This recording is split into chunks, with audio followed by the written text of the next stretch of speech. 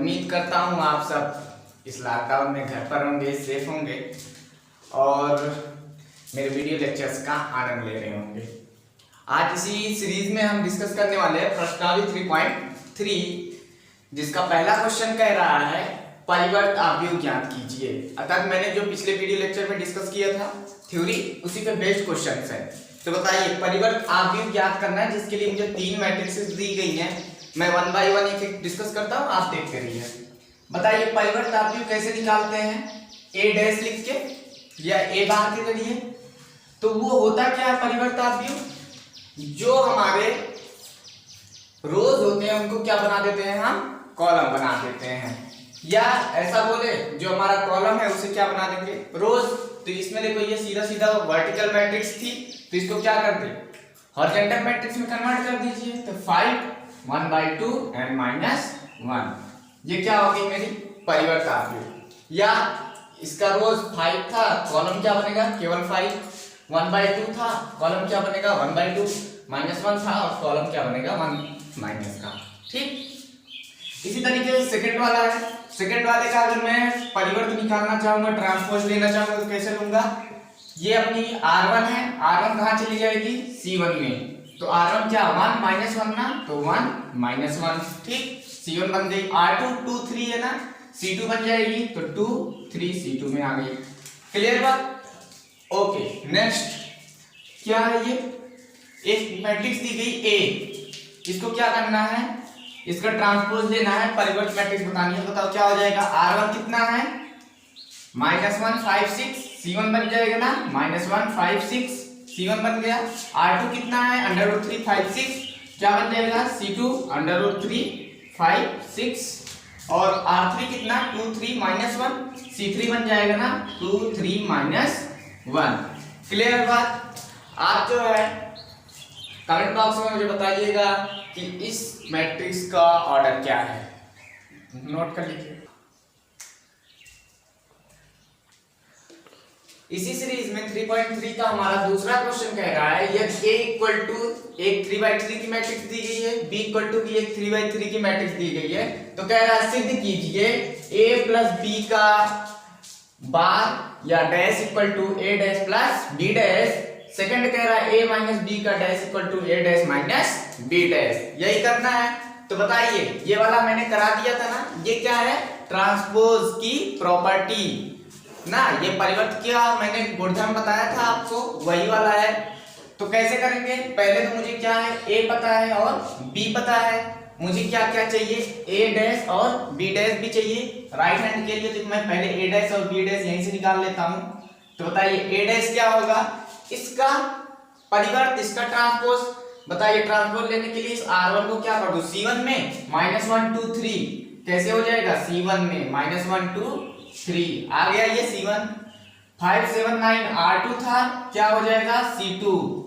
ठीक है, ये -1 -2 1 और 1 क्या था R3 था, क्या बन गया C3, ये बन गई A डैश। अब क्या चाहिए B डैश। B डैश के लिए क्या अपन इसको कर दे, बताइए ये क्या है R1 -4 1 एंड -5, क्या बन जाएगा C1।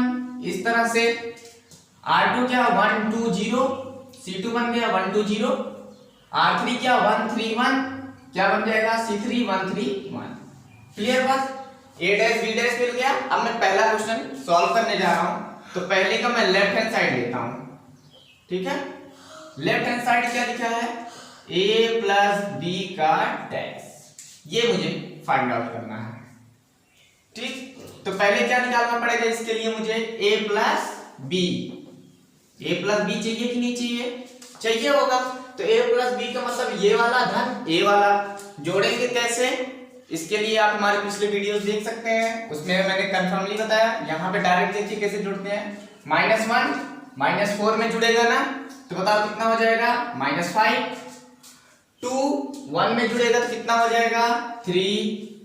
3 -5 में जुड़ेगा तो कितना हो जाएगा -2। क्लियर? 5 1 में जुड़ेगा तो 6, 7 2 में जुड़ेगा तो 9, 9 0 में जुड़ेगा तो 9। क्लियर? -2 1 में जुड़ेगा तो कितना हो जाएगा -1, 1 3 में जुड़ेगा तो कितना हो जाएगा 4, 1 और 1 जुड़ेगा तो कितना हो जाएगा 2। क्लियर। अब a प्लस बी मिल गया। अब मुझे क्या चाहिए, a प्लस बी का बार चाहिए अर्थात transpose of a plus B. तो बताइए a प्लस बी जो मिला इसका ट्रांसपोज अगर लेना है तो क्या करेंगे, इस r1 r2 r3 को c1 c2 और c3 बना देंगे। तो r1 कौन है -5 3 और -2 c1 बन गया, r2 कौन है 6 9 9 c2 बन गया, r3 कौन है -1 4 2 क्या बन गया c3 बन गया। ठीक, तो इस तरीके से हमने इसका ट्रांसपोज ले लिया, लेफ्ट हैंड साइड हो गई। अब बात करेंगे किसकी, राइट हैंड साइड की। तो राइट हैंड साइड अपना क्या है, a dash plus b dash कि नहीं। तो a dash plus b dash, a dash और b डैश तो निकाल चुके हैं हम पहले, क्या करें सीधा सीधा ऐड कर दें इनको। हाँ कर लेते हैं। -1 और -4 ऐड करेंगे, बताओ कितना आ जाएगा -5 ना, 5 और 1 ऐड करेंगे कितना आ जाएगा 6, -2 और 1 ऐड करेंगे कितना आ जाएगा -1, 2 और 1 ऐड करेंगे तो कितना आ जाएगा 3, 7 और 2 ऐड करेंगे कितना आ जाएगा 9, 1 और 3 ऐड करेंगे तो कितना आ जाएगा 4, 3 और -5 ऐड करेंगे तो कितना आ जाएगा -2, 9 और 0 ऐड करेंगे तो कितना आ जाएगा 9, 1 और 1 ऐड करेंगे तो कितना आ जाएगा 2। क्लियर। अच्छा आप ध्यान से देखिए, जो मैट्रिक्स यहाँ पे लिखी हुई है डिक्टो वही मैट्रिक्स है यहाँ पे। हाँ -5 से -5 है, 2 है, इधर 2 है, 9 9 9 9 6 -1 सब मैच खा रहा है ना, एवरी एलिमेंट्स इससे मैच खा रहे हैं। तो बताइए आप व्यू की समानता के नियम से left hand side equal to right hand side, आप व्यू की समानता के नियम से क्या हो जाएगा, a प्लस बी का dash equal to a dash plus b dash. इस पे बेस्ड हमने क्वेश्चन भी कराए थे, वीडियो पॉज करके लिख लीजिए। अब हम करने वाले हैं इसका सेकंड पार्ट। सेकंड पार्ट में कह रहा है a माइनस बी पे बार लगा है, तो a माइनस बी डैश। तो उसके लिए मुझे क्या चाहिए, पहले a माइनस बी, तभी तो हम उसका डैश ले सकते हैं ना। तो बताओ a माइनस बी कैसे फाइंड आउट करेंगे हम, सिंपल, जैसे प्लस करते थे वैसे माइनस करेंगे। बस क्या होगा -1 -4, तो क्या हो जाएगा +4 -1 अर्थात -3, इस तरीके से आएगा ना। तो बताओ -1 +4, 4 में से -1 गया तो 3, तो क्या मैं यहाँ पर 3 लिख दूं, एकदम सही, समझ गए। अब इसी तरीके से मैं सब करूंगा, देखो 2 -1 तो कितना आ जाएगा 1, 3 -5 तो +5, 5 में से 3 + 5 हो गया तो कितना आ जाएगा 8। क्लियर। 5 -1 कितना हो जाएगा 4, 7 - 2 कितना हो जाएगा 5, 9 - 0 कितना हो जाएगा 9, -2 -1 तो कितना हो जाएगा -3, 1 - 3 तो कितना आ जाएगा -2, 1 - 1 0। क्लियर। लेकिन मुझे तो a माइनस बी चाहिए नहीं था, क्या चाहिए a माइनस बी का ट्रांसपोज। तो a माइनस बी का ट्रांसपोज क्या हो जाएगा, ये बताइए, जो r1 r2 r3 है c1 c2 c3 में बन जाएगा नहीं। तो ये हो गया r1 318 r2 459 और r3 -3 -2 एंड 0। क्लियर। नेक्स्ट अब हम राइट हैंड साइड की बात कर लेते हैं। राइट हैंड साइड क्या है, a dash minus b dash, यही तो है। तो बताओ a dash minus b dash का मतलब क्या हो गया, सीधा सीधा a डैश अपने पास यहाँ, b डैश अपने पास यहाँ, तो सीधा सीधा घटा दे। तो बताओ -1 -4 तो माइनस प्लस -1 + 4 कितना आ जाएगा 3, 5 - 1 कितना 4, -2 -1 कितना -3, 2 - 1 कितना 1, 7 - 2 कितना 5, 1 - 3 कितना -2, 3 - -5 तो 3 - -5 मतलब क्या -+ हो जाएगा, +3 + 5 कितना 8, 9 - 0 9 ही आएगा, -1 - 1 कितना आ जाएगा 0। तो फिर से आप ध्यान से देखिए, जो मैट्रिक्स यहां लिखी हुई है डिक्टो वही मैट्रिक्स जो है ये भी है ना, या जो मैट्रिक्स यहां लिखी है डिक्टो यही मैट्रिक्स यहां लिखी है। अर्थात आव्यूह की समानता के नियम से, आव्यूह की समानता के नियम से क्या हो जाएगा, a माइनस बी का ट्रांसपोज इक्वल टू ए का ट्रांसपोज माइनस बी का ट्रांसपोज। वीडियो पॉज करके लिख लीजिए। अब हम डिस्कस करेंगे क्वेश्चन नंबर 3 है क्वेश्चन नंबर 4। तो क्वेश्चन नंबर 3 आप ध्यान से देखिए, क्या ये दिया गया है a डैश इक्वल टू इतना, b इक्वल टू इतना, तो सिद्ध कीजिए a प्लस b का dash equal to a dash plus b dash, a minus b का dash equal to a dash minus b dash. क्या ये क्वेश्चन नंबर 2 की जैसा है एकदम? हाँ बिल्कुल, बस केवल थोड़ा सा डिफरेंस कर दिए। यहाँ पे मुझे a की वैल्यू की जगह किसकी वैल्यू दे दी गई है, a डैश की वैल्यू दे दी गई है। तो आपको याद होगा डायलॉग बार बार 9 बार, क्योंकि मुझे a चाहिए होगा तभी तो मैं a प्लस बी निकाल पाऊंगा। और मेरे पास a डैश है, a डैश निकालने के लिए क्या करना पड़ता है, a डैश का मैं डैश ले लूं तो क्या आ जाएगा, a आ जाएगा, अर्थात बार बार 9 बार से। तो बताओ इस चीज का अगर मैं ट्रांसपोज लूंगा तो क्या हो जाएगा, ये r1 है किसमें कन्वर्ट हो जाएगा, c1 में, तो 3 4। ये r2 है माइनस 1 2 हो जाएगा c2 में, 0 1 है तो कहां हो जाएगा, c3 में। क्लियर?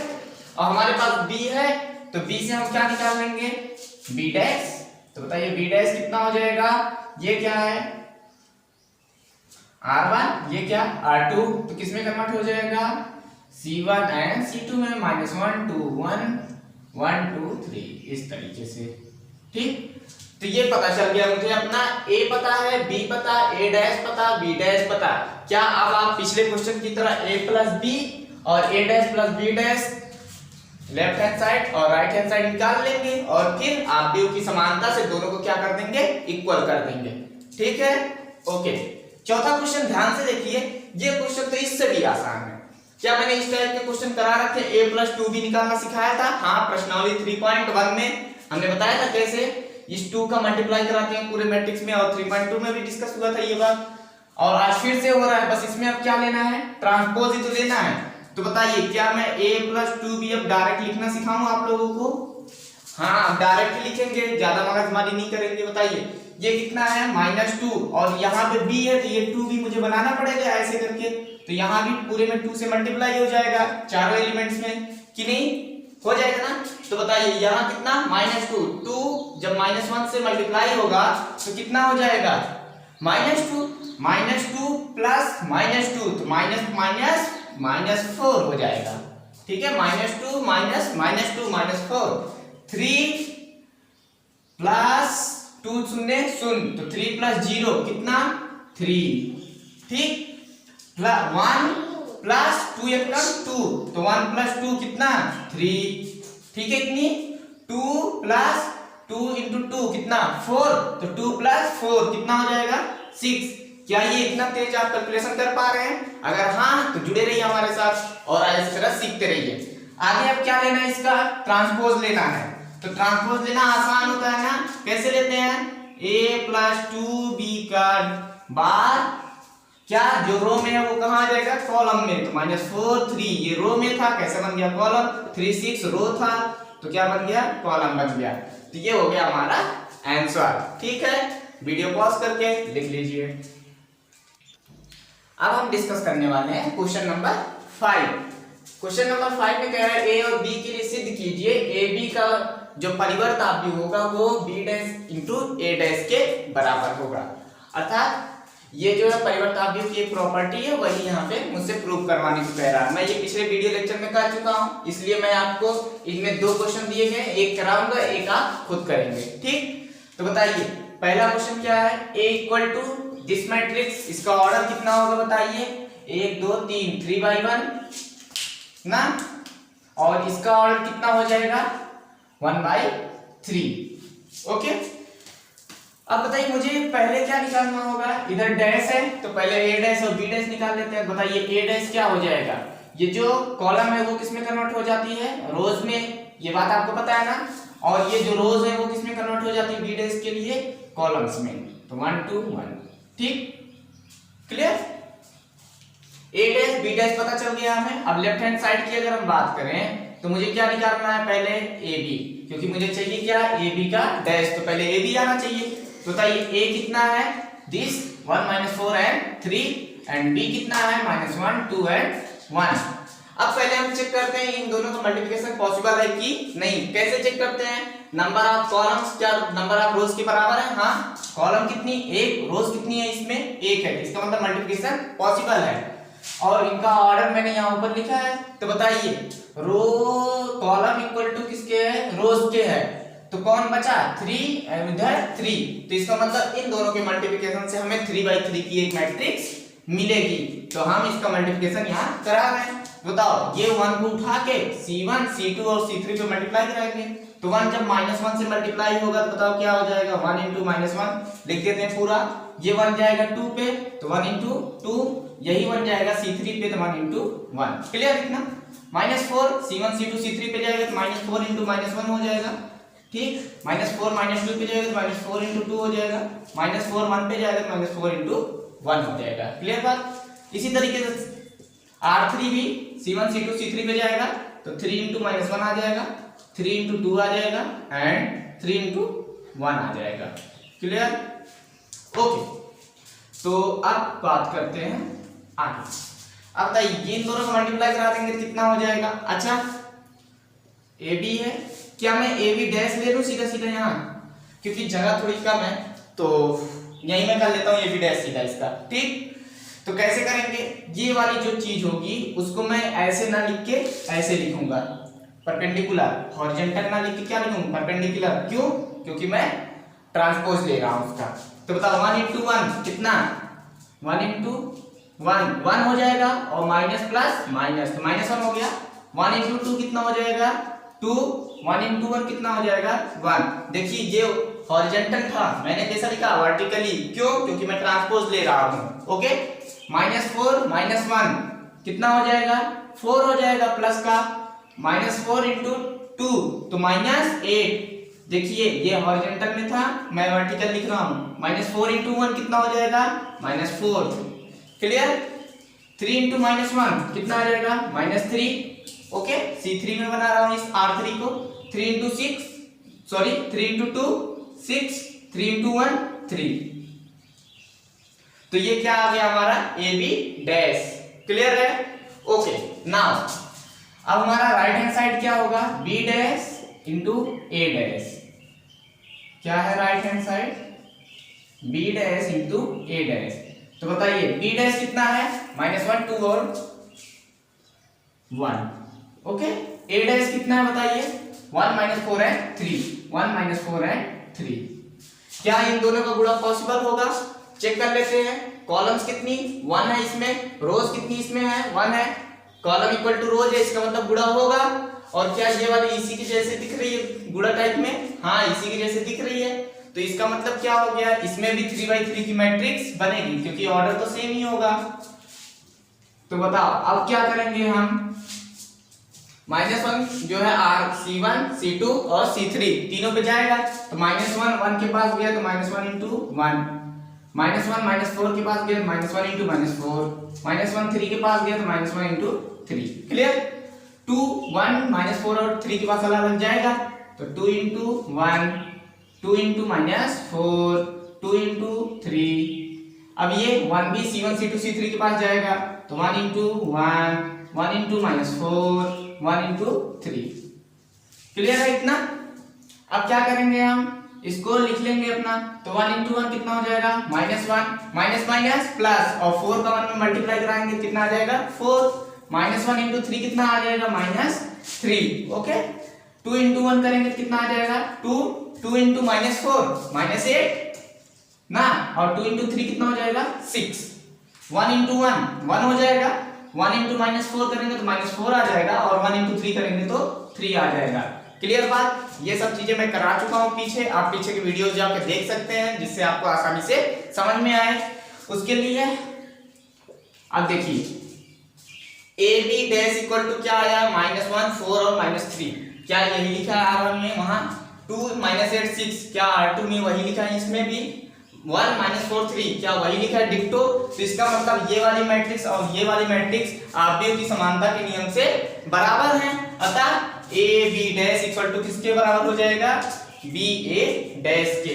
तो इस बात को यहाँ लिख लोगे, आपकी के समानता के नियम से a B dash equal to b dash into a dash, it सिद्धम। ओके, वीडियो पॉज करके लिख लीजिए और सेकंड वाला खुद लगा लीजिएगा। अब हम सॉल्व करेंगे क्वेश्चन नंबर 6। क्वेश्चन नंबर 6 में दो सवाल है, पहला यहाँ पे है, दूसरा आपको स्क्रीन पे भी दिख जाएगा। ठीक, तो पहले क्वेश्चन में कह रहा है यदि a equal to cos alpha sin alpha minus sin alpha cos alpha है तो सिद्ध करो a dash into a equal to i।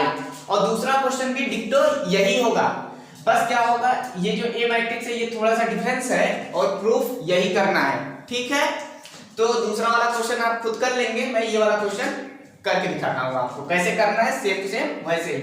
तो बताइए a दिया गया है तो मुझे क्या निकालना है, a डैश, क्योंकि लेफ्ट हैंड साइड में वो दिया गया है तो a डैश कैसे निकलेगा, जो ये लिखा गया है r1 उसको बना दो c1। तो cos अल्फा और sin अल्फा था यहाँ, तो cos अल्फा sin अल्फा हो गया c1 में, minus sin alpha cos alpha था r2 में, ये क्या बन जाएगा c2। क्लियर, अब a और a डैश मिल गया तो लेफ्ट हैंड साइड क्या है अपना, left hand side a dash into a। तो a डैश की वैल्यू बताओ कितनी है, ये है ना cos alpha minus sin alpha cos alpha into cos alpha sin alpha minus sin alpha and cos alpha. Clear, अब क्या कह रहा है, इन दोनों का मल्टीप्लिकेशन पहले चेक करेंगे मल्टीप्लाई होगा कि नहीं होगा। तो बताओ ये मैट्रिक्स कितनी की है, 2/2 की, और इसे बनाएंगे तो ये भी कितनी की आएगी, 2/2 की। मतलब इसमें जितने कॉलम्स हैं उतने इसमें रोज हैं, इसका मतलब दोनों का मल्टीप्लिकेशन पॉसिबल है। तो गुणा कर लेते हैं, अगर वैसे भी ना पता हो तो ऐसे चेक कर लिया कर, इसको उठाओ r1 को और c1 पे रखो, अगर r1 के सभी एलिमेंट c1 पे फिट बैठ रहे हैं तो गुणा होगा, नहीं तो नहीं होगा, ये आपको पता है शॉर्टकट में। तो बताइए अब गुणा करेंगे, अच्छा इन दोनों को गुणा करने पे कितने की मैट्रिक्स बनेगी, 2/2 की तो बनेगी।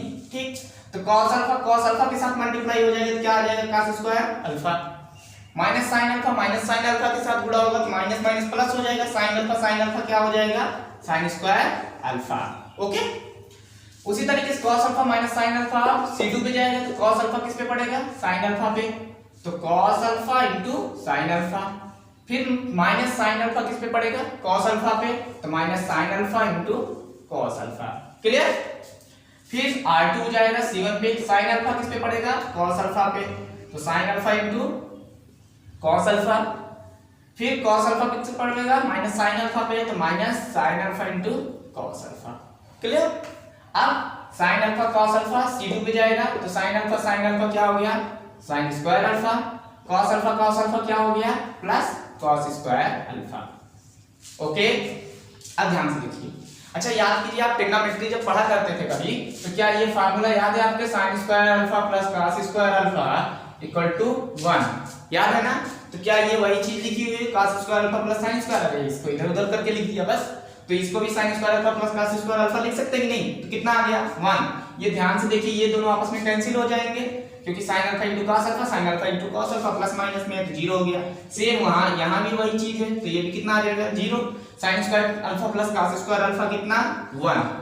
तो ये देख के मुझे बताइए क्या ये आइडेंटिटी मैट्रिक्स है, और मुझे क्या लाना था, आइडेंटिटी मैट्रिक्स तो लानी थी, a dash equal to i आ गया, तो ये क्या लिख देंगे, इति सिद्धम, इट्स प्रूफ, क्या a dash a equal to i। Clear है बात। इसी तरीके से आप क्या करेंगे, सेकंड वाला क्वेश्चन जो स्क्रीन पे शो हो रहा है उसको आप सॉल्व करेंगे, या आपके पास बुक होगी वहां से देख के सॉल्व करेंगे। अच्छा, अब जाते जाते आप जो है cos 2a का फार्मूला कमेंट बॉक्स में मुझे बताइएगा। ओके, ठीक है, वीडियो लिख लीजिए। क्वेश्चन नंबर 7 अब डिस्कस करेंगे। इसमें क्या कह रहा है, इसमें दो पार्ट दिए गए, पहला पार्ट ये, दूसरा पार्ट ये है। पहले पार्ट में कह रहा है कि सिद्ध कीजिए कि ये जो मैट्रिक्स लिखी गई है ये सममित है। क्या सिद्ध करना है, इसे सममित बताना है, ठीक है। और इसको क्या बताना है, सेकंड वाले पार्ट में कह रहा है ये विषम सममित है, विषम सममित अर्थात सिमेट्रिक एंड स्क्यूसिमेट्रिक मैट्रिक्स। तो बताइए सममित आव्यूह की खासियत क्या होती है, a डैश इक्वल टू क्या होना चाहिए, a और विषम सममित आव्यूह की खासियत क्या होती है, a dash equal to minus a के आना चाहिए, यही होता है ना। तो बताइए a का क्या लेना पड़ेगा, मुझे ट्रांसपोज करना पड़ेगा। तो ट्रांसपोज कैसे करते हैं, ये जो r1 में लिखा है वो किस में कन्वर्ट हो जाएगा, c1 में। तो ये हो गया r1 कन्वर्ट हो गया c1 में, r2 -1 2 और 1 है तो -1 2 एंड 1, और r3 5 1 और 3 था तो 5 1 एंड 3 c3 में कन्वर्ट हो गया। तो आप इसको देख के बताइए क्या ये जो इसमें एलिमेंट लिखे हैं वही एलिमेंट इसमें भी लिखा है। हाँ देखिए 1 1 -1 -1 5 5 -1 -1 2 2 1 1 5 5 1 1 3 3, तो सारे एलिमेंट्स मैच खा रहे हैं, इसका मतलब a dash equal to a आ गया। अतः हमारी मैट्रिक्स a क्या है, एक सममित आव्यूह है। अतः a एक सममित आव्यूह है। क्लियर।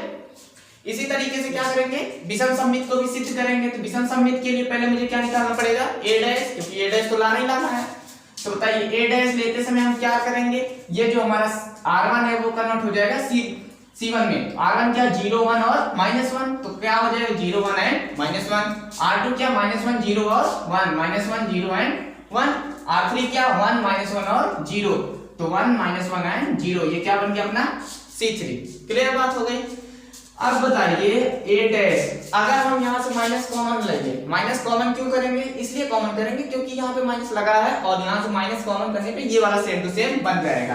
तो ये हमने यहाँ पे माइनस कॉमन किया, तो बताओ ये क्या है 0, ये माइनस था क्या हो जाएगा प्लस, बताया था ये -1 हो जाएगा, ये क्या हो जाएगा -1, ये क्या 0 तो 0 रहेगा, -1 किस में कन्वर्ट हो जाएगा +1 में, -1 कहाँ जाएगा +1, 1 कहाँ जाएगा -1 में, 0 कहाँ जाएगी 0 में।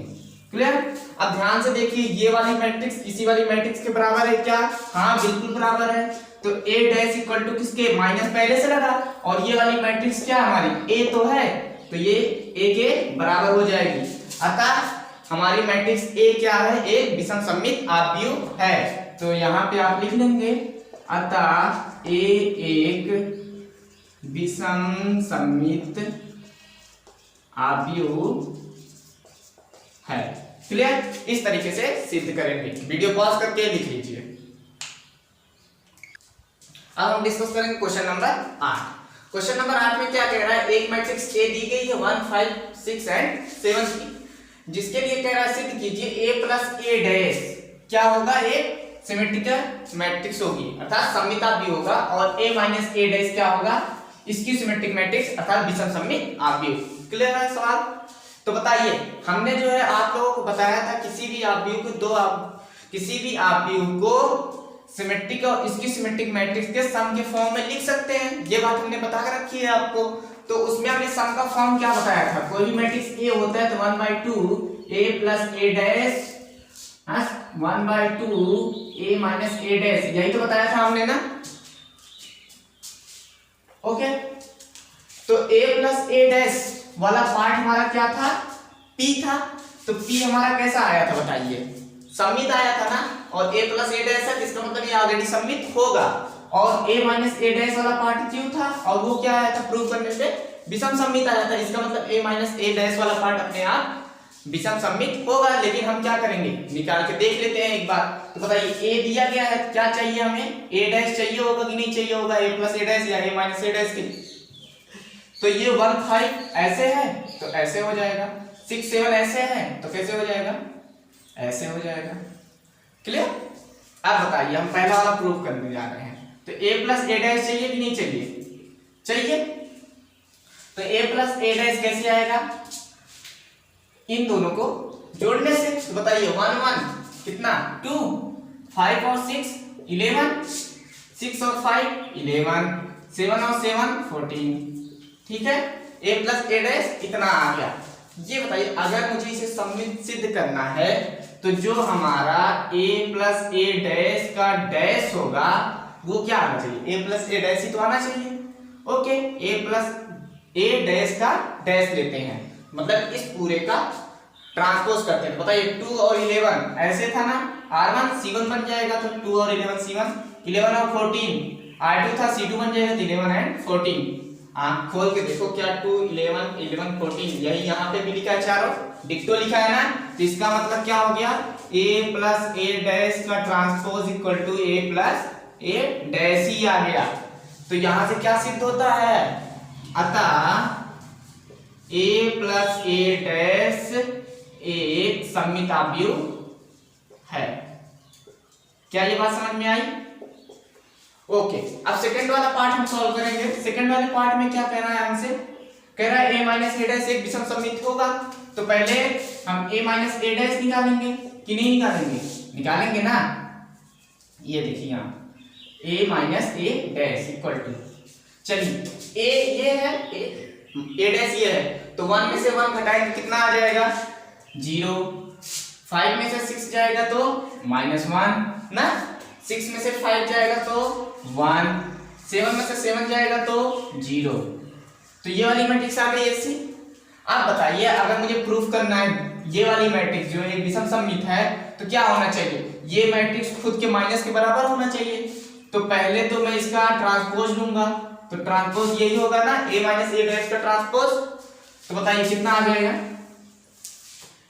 ये जो है r1 क्या बन जाएगा c1, तो 0 और -1 था r1 बन गया c1, 1 और 0 क्या था r2 तो बन जाएगा c2।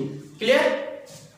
इस तरीके से अब क्या करेंगे हम, हमें पता है कि विषम सममित के लिए क्या होता है, a dash equal to minus a के होता है। तो इधर जो है पहले माइनस कॉमन कर लेते हैं हम, तो माइनस कॉमन करेंगे तो ये 0 तो 0 रह जाएगा, 1 क्या हो जाएगा -1 क्या हो जाएगा +1, 0 रह जाएगा।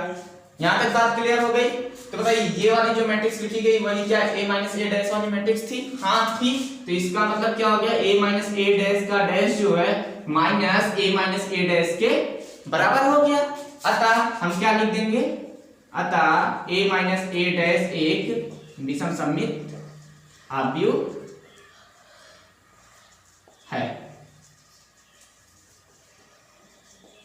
क्लियर बात? तो वीडियो पॉज करके लिख लीजिए। डिस्कस करेंगे क्वेश्चन नंबर 9। आप स्क्रीन पे देखिए, यहाँ पे क्वेश्चन नंबर 9 लिखा होगा। तो क्वेश्चन नंबर 9 को ध्यान से देखिए, उसमें लिखा है क्या, a इक्वल टू एक मैट्रिक्स दी गई है। तो कह रहा है 1/2 a plus a dash and 1/2 a minus A dash का मान बता दीजिए। ठीक है, यही क्वेश्चन कह रहा है ना।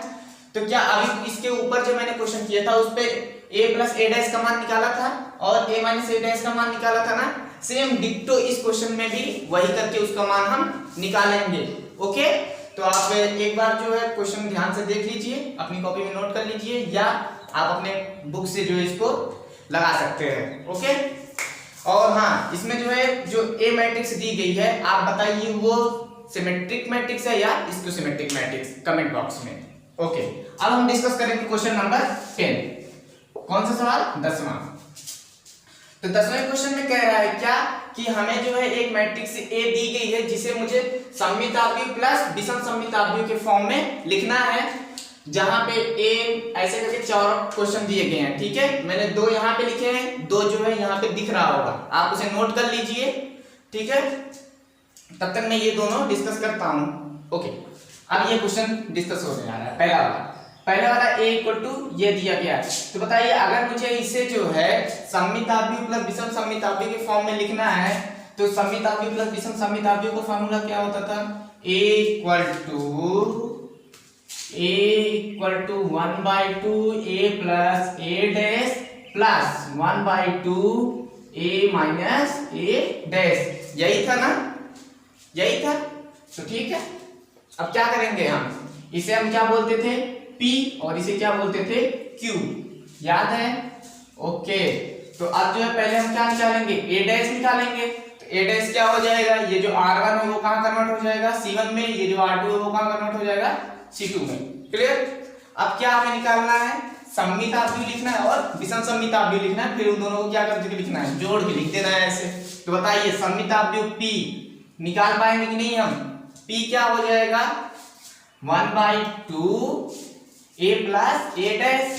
तो a कितना, ये 3 5 1 एंड -1 और a डैश ये।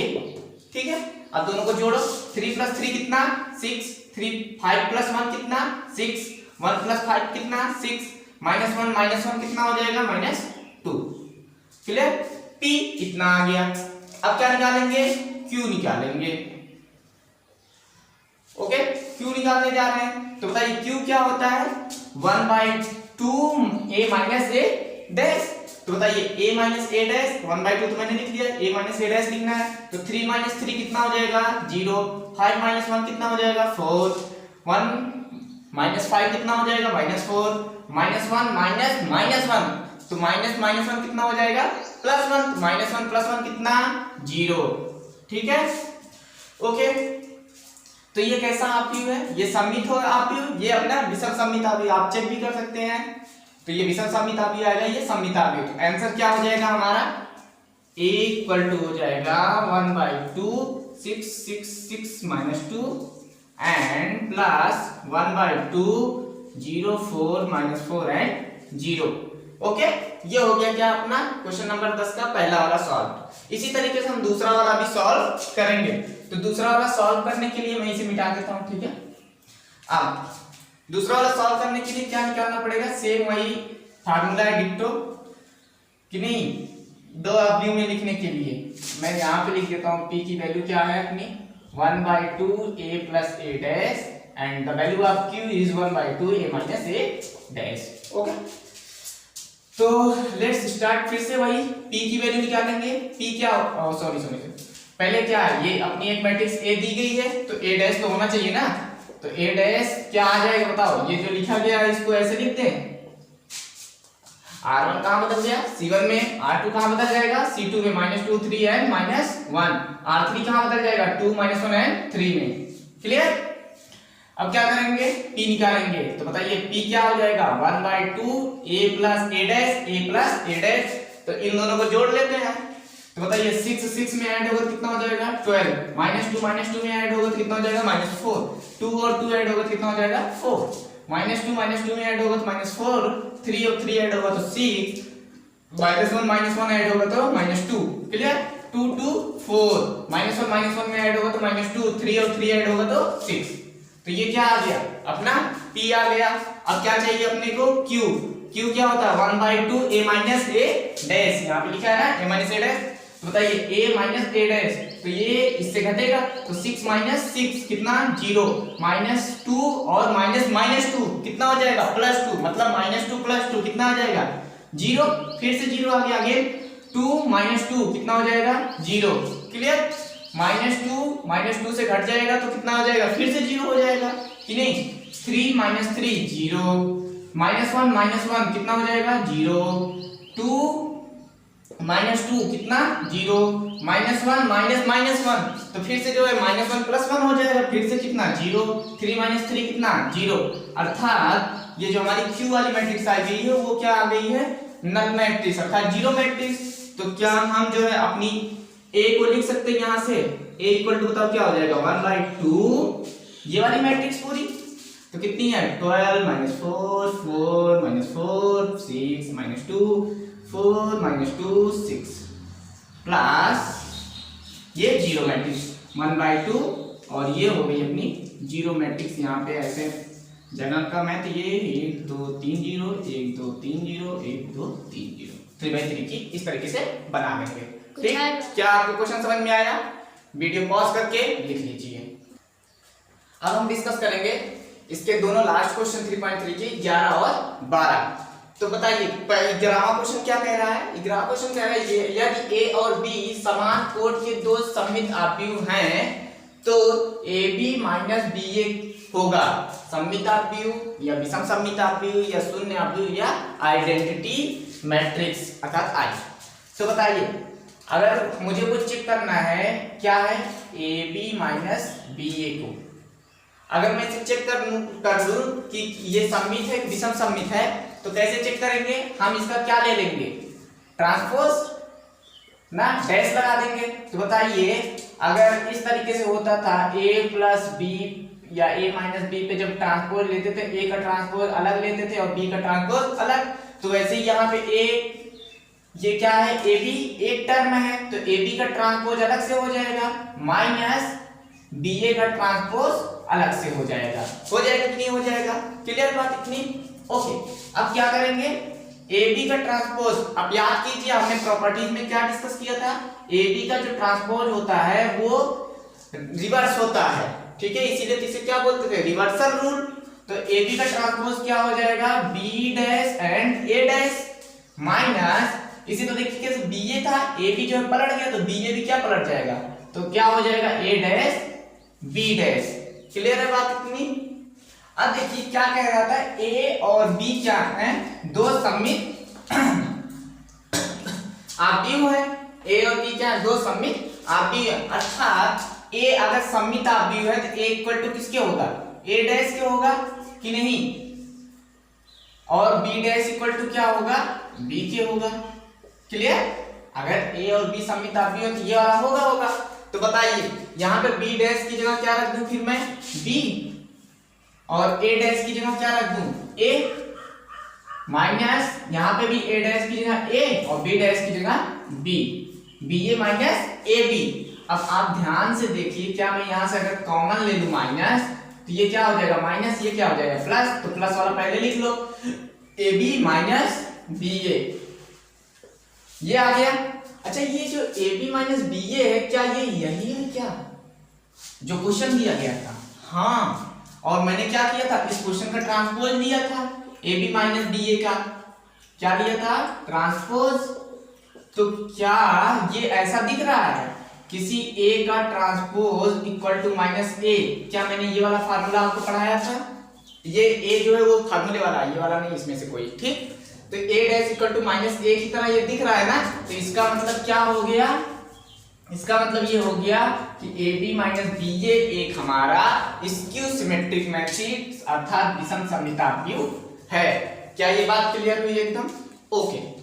अब ये वाला क्वेश्चन देखिए, नामा क्वेश्चन, हाँ सॉरी बरामा क्वेश्चन। बरामा क्वेश्चन में क्या कह रहा है, a plus a dash equal to I है और a इक्वल टू ये है, तो अल्फा की वैल्यू बतानी है। तो बताइए a पता है, क्या a डैश निकालना आता है आपको, अरे काहे नहीं आता, इतनी देर से वही सिखा रहे हैं, cos alpha minus sin alpha perpendicular हो जाएगा ना, और sin अल्फा cos अल्फा भी परपेंडिकुलर हो जाएगा अपने आप में, ओके ऐसा, ओके। अब बताइए a पता a डैश पता, दोनों को जोड़ के किसके बराबर करना है, i के, तो जोड़ो, तो a प्लस ए डैश क्या हो जाएगा, cos alpha plus cos alpha कितना, 2 cos alpha minus sin alpha कितना 0, जुड़ के sin alpha plus minus sin alpha 0, cos alpha कितना 2 cos अल्फा। क्लियर बात, ये इक्वल टू किसके हो जाएगा 1 0 0 1 के, क्यों, क्योंकि i के बराबर था ना, और i यही होगी 2/2 की, हम 2/2 की क्यों ले रहे हैं, क्योंकि ये वाली मैट्रिक्स हमारी कितने की आई है 2/2 की। अब एक बात बताइए, अगर ये दोनों मैट्रिक्स आपस में बराबर है तो आव्यूह की समानता का नियम क्या कहता है कि एलिमेंट्स भी आपस में क्या होंगे बराबर, तो 2 cos अल्फा किसके बराबर हो जाएगा 1 के बराबर होगा कि नहीं, तो कर दो 2 cos अल्फा इक्वल टू 1। तो बताइए यहां से cos अल्फा इक्वल टू क्या आ जाएगा 1/2, और cos कितने की वैल्यू 1/2 होती है 60 की, तो 60 को क्या लिखते हैं π/3 ना, तो बताइए अल्फा इक्वल टू क्या आ जाएगा π/3। तो कौन सा ऑप्शन सही है, सेकेंड वाला। क्लियर हो गया, तो इस तरीके से आपकी प्रश्नावली 3.3 कंप्लीट होती है।